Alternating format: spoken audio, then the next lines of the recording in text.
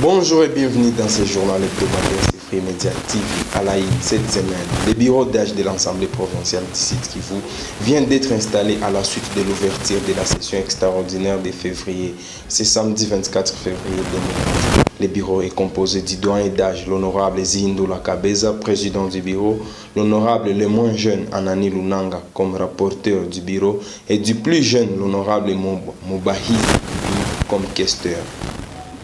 L'honorable Didier Amani Katembera vient de participer ce samedi 24 février 2024 à sa toute première plénière de l'Assemblée provinciale du Sud Kivu et qui n'a pas caché ses sentiments de satisfaction et de gratitude envers ses électeurs de la ville de Bukavu. Il compte mener ses plaidoyers sur 3 points essentiels, notamment sur les transports en commun qui fait défaut dans la ville de Bukavu, les désengorgements de la ville de Bukavu ainsi que mener des plaidoyers en faveur de jeunes. C'est tout pour ce titre. Place à présent au détail. L'installation du bureau d'âge de l'Assemblée provinciale du Sud Kivu, c'est samedi 24 février 2024, composé du doyen d'âge, l'honorable Zindula Kabeza, président du bureau, l'honorable les moins jeunes, Anani Lunanga Anasoft, rapporteur, et du plus jeune, l'honorable Mubahizi Doudou comme questeur.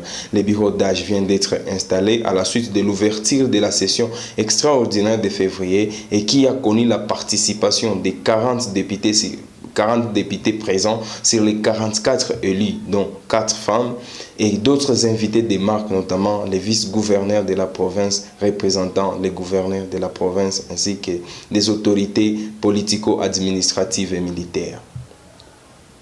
Je ne suis pas seulement député de la chefferie de Ouamuzimu, je suis député de toute la province. C'est par ces mots que Sa Majesté l'honorable Christian Longangi de la chefferie de Ouamuzimu en territoire de Mwenga a fait savoir ses intentions de plaidoyer en tant que député provincial.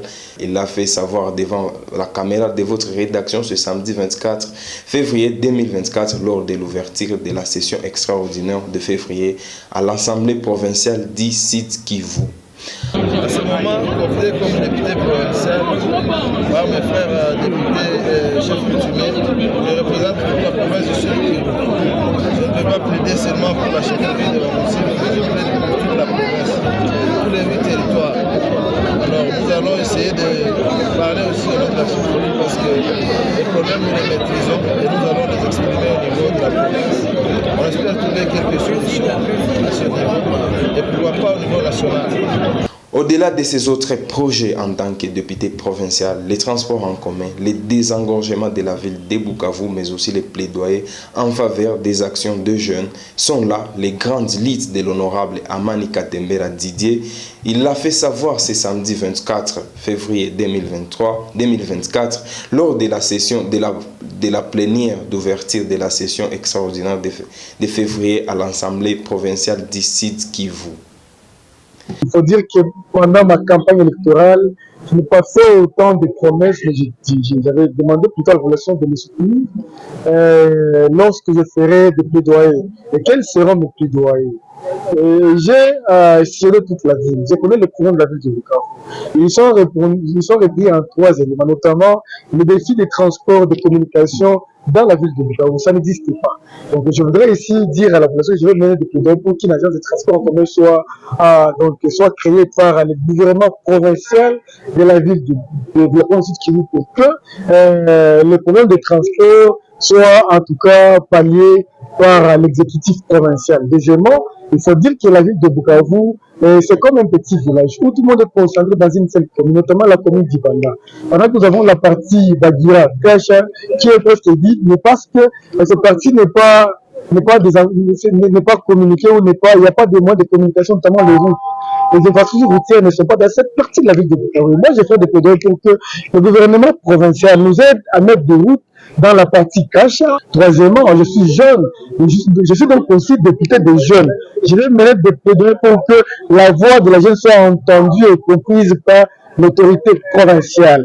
La synergie des médias pour l'Union des forces SIMOUF vient d'organiser une table ronde sur la contribution des médias, société civile et autorités dans la construction de la paix et la cohésion sociale après les élections. Une table ronde réunissant les autorités politico-administratives, les journalistes, les autorités.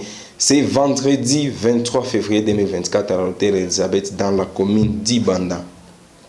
Les participants ont identifié les facteurs qui ont causé des fissures dans la cohésion sociale et ensuite proposé des activités et stratégies à mener pour mettre en place pour contribuer à la restauration de la cohésion sociale après les élections du 20 décembre 2023. Pour cette synergie, ces activités et stratégies proposées vont leur permettre de constituer un document pouvant les aider à accompagner toutes les parties prenantes dans la promotion de la cohésion sociale. Tipson Idumbo, commissaire général en charge de la communication média et porte-parole du gouvernement provincial, qui a lancé et clore cette table ronde, appelle les parties prenantes de toujours s'asseoir autour d'une table pour recoller les morceaux.